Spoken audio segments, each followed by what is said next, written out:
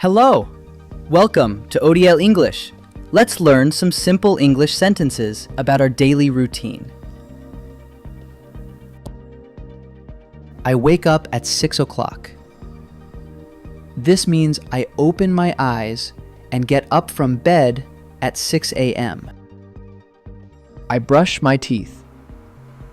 I clean my teeth with a toothbrush and toothpaste. I take a bath. I clean my whole body with soap and water. I get dressed. I put on my clothes. I eat breakfast. I have cereal and a banana. I go to school. I travel to my school building. I have lessons. I participate in my classes at school.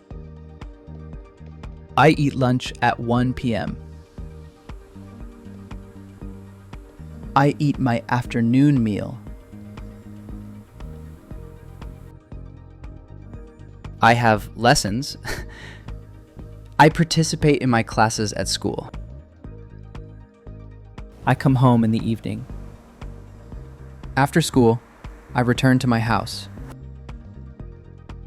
I do my homework. I complete my assignments after school.